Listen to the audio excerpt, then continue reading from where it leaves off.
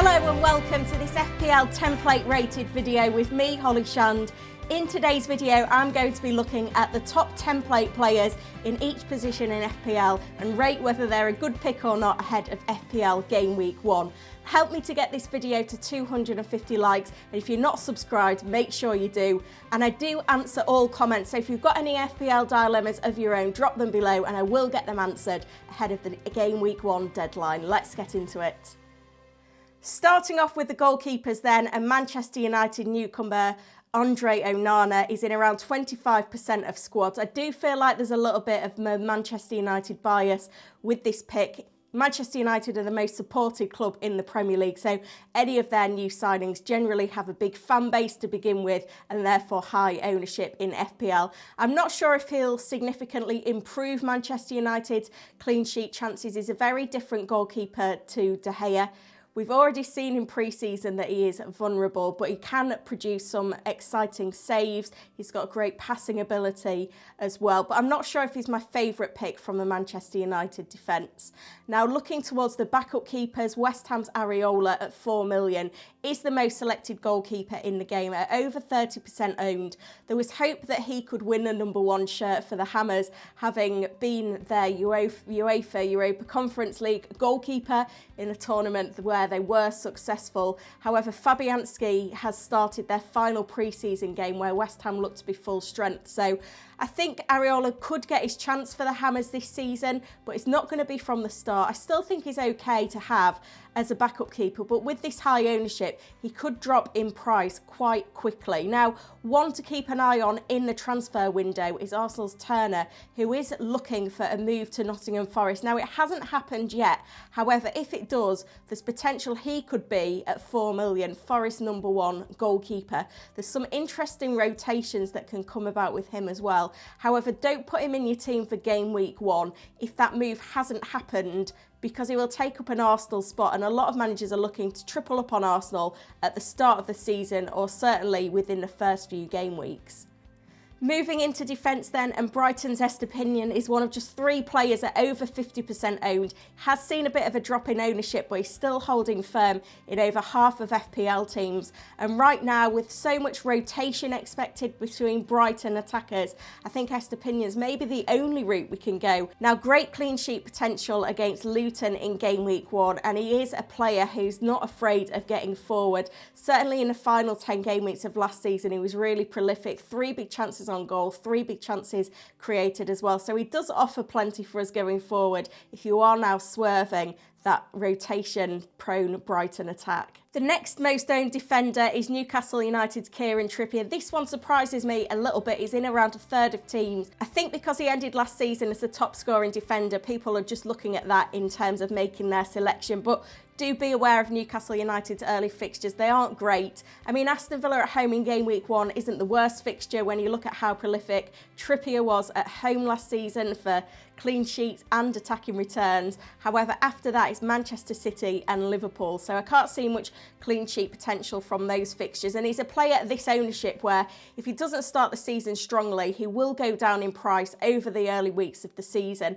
And the other thing we need to bear in mind is that when European action starts up after game week 5, we could see rotation for Trippier. Livramento has come in the transfer window, so that's something to keep an eye on, that maybe Newcastle will perhaps go full strength in some of their harder European games and Trippier may get a rest in the Premier League. Manchester United's Luke Shaw is 28.8% owned, and I do think he's a pick that I would rate. I prefer him to Onana just because of the attacking threat he provides. He is involved with some set pieces, including corners, although with Mason Mount now joining the club, there is even more competition for those dead ball responsibilities. The thing I like about Manchester United is their clean sheet potential. Game week 1 at home to Wolves and game week 3 at home to Nottingham Forest, but Shaw does feel a little bit of a short-term pick. You may want to move him on once those best fixtures are out of the way. Another fixture pick at the same price of Shaw is John Stones at Manchester City.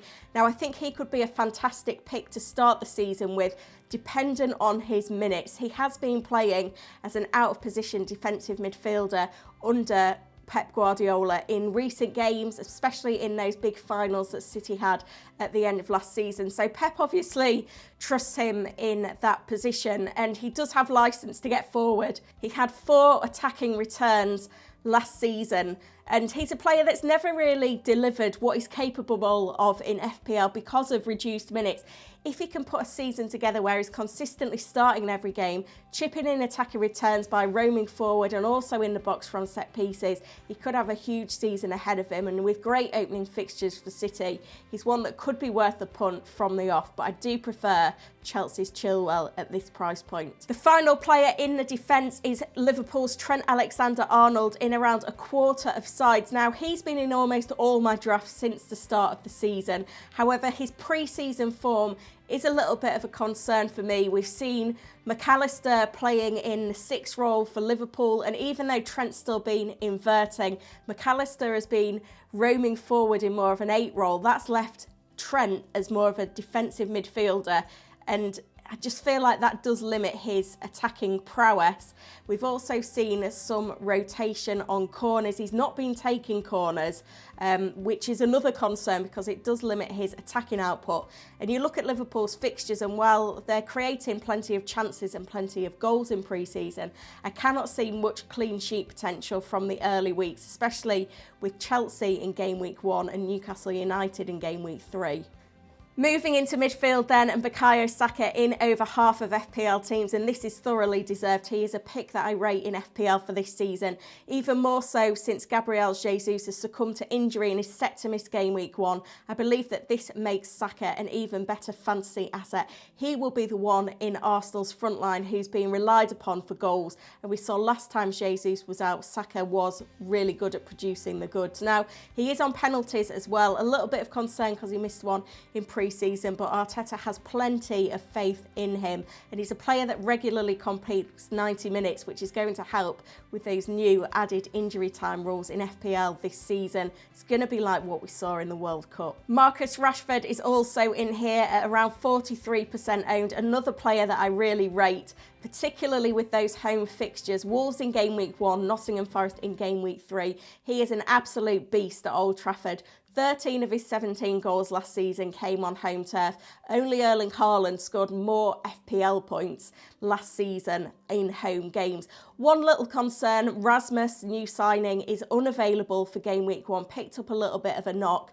That could mean that we see Rashford start the season up front as the striker rather than in his preferred position on the wing. Now, normally an out-of-position prospect in FPL is a good thing, but I feel like Rashford as an out-and-out striker is not his favoured position. So a little bit of concern there, but he's still an excellent pick. Brighton's Kaoru Mitoma still at 37% owned, seen a drop in ownership in recent weeks. And I think when the game launched, he looked to be a real bargain of the game, an absolute stat buster.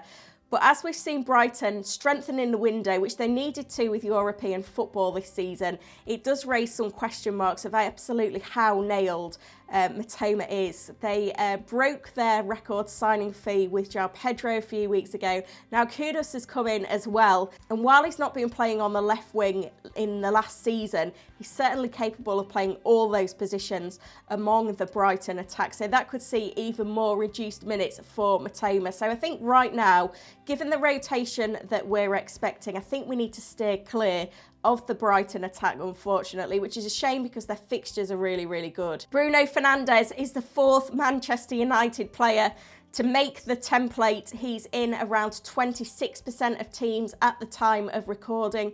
We've seen in pre-season he's been more advanced than Mason Mount. The only concern with his potential is that he tends to be the player that's assisting the assister, which does mean that it kind of dents his appeal in terms of his attacking output. He can be getting phenomenal performances, fantastic balls across the pitch, man of the match in every game, but is he going to deliver the FPL points? That's the slight concern for me. He is on penalties though, which is key, and we've got to also bear in mind that if we're choosing between Manchester United players, can we plausibly fit Rashford and Fernandes into our midfield? This is the thing that I'm pondering at the moment, but another 90-minute man that provides plenty of promise and a real favourite of mine in the game. Final spot in midfield goes to Liverpool's Mo Salah, creeping up to 25% owned now. And he's a player that's been absolutely playing on mind whenever I've been tinkering with my FPL draft. He's a world-class player. He's really high on my watch list now. Liverpool have been scoring goals for fun in pre-season, and while they've got some challenging games in their schedule, I do think they'll have a really strong start to the season in goal scoring terms. Bournemouth at home at Gameweek 2 is a real one to watch. Now, as I've mentioned, McAllister coming into the team has also meant that Salah is playing wide, more of a winger role than cutting inside. Now, he will still be central in counter-attacks. He's still on penalties. He's still playing 90 minutes every game, but he has seemed to have more of an assist role. I think he's got 1 goal and 6 assists in pre-season. No other player has got more assists than Salah. So that's a little bit of a concern. I don't think he's going to be as prolific as he was in the final 10 game weeks of last season, where he had 13 goal involvements and was the highest scoring FPL player. But I still think it might be wise to start the season with him. And while he's nearly in 25% of teams, if you don't own him, then he is quite likely to punish. Moving into the forward line then, Erling Haaland is going to set records as the highest owned player ever in our FPL teams to start the season. The crazy thing is that 13% of managers do not own him. That's around 500,000 managers of the teams registered right now who don't have Haaland in their teams, which is absolutely foolish. He's going to be the best captain pick for all of the opening game weeks. Remember, City play against Burnley on opening night on Friday. If you don't own Haaland in that game and he pops up with a hat-trick and everyone else has captained him, then your season's going to be over before it's even began. So my biggest piece of advice in this video: get Haaland in your team, the best goal scorer we've ever seen in the Premier League. Going for the Golden Boot again, he's absolutely essential. Now, the rest of our forward lines has been really plaguing us, and this is reflected in the ownership as well. Especially with Jesus and Nkunku now injured, there is a bit of a change in the template front lines. Watkins is almost up to 20% owned, which is far below a lot of the players that we've discussed in this video already, but it does look to be the best Jesus replacement right now because he offers that consistency. 3 Premier League seasons, he scored more than 10 goals in each of them. He does go through his purple patches, so we don't know whether the form will be there to start the season, but he does have 4 goals in pre-season, which is promising. He's on penalties, although he did miss one in pre-season, so he could lose penalty duties soon. He always plays 90 minutes, but the thing to consider: tricky opening fixtures for Villa, 3 away games in 4. Also, their European involvement in the UEFA Europa Conference League starts the midweek after game week 2. They've got 2 qualifying games to get through the playoffs into the group stage before the international break. So lots of miles, lots of games for Watkins. He could see a bit more rotation than maybe we've seen in the past. Final player in the template is Liverpool's Darwin Núñez. Now, if you've been watching my content, you'll know that he's a player that I don't rate. He's in 17% of teams at the time of recording. Has done pretty well in pre-season, to be fair, but you know, it's very different to the demands of the Premier League when it gets going. He was benched in the last pre-season game that we saw for Liverpool. He is going to compete with Gakpo for that number 9 role, but he has got the number 9 shirt. I mean, don't get me wrong, there's bags of potential with him. He was producing plenty of big chances last season, a really high XG. He just didn't convert them to goals. He is a young player, he can improve. So he is one to keep an eye on, one for the watch list maybe, but I don't think he's going to be anywhere near my team for game week 1. Let me know in the comments then what you think to this template team. Which players do you rate? Which ones will you be avoiding for game week 1? And get this video to 250 likes. Make sure you're subscribed as well, because tomorrow I'll be back with the analysis of the Community Shield game today against Manchester City and Arsenal. And remember, I respond to all of your comments once the video is live, so make sure you're engaged in that. All of your support is really appreciated. I'll be back very soon with another video. Thank you for watching.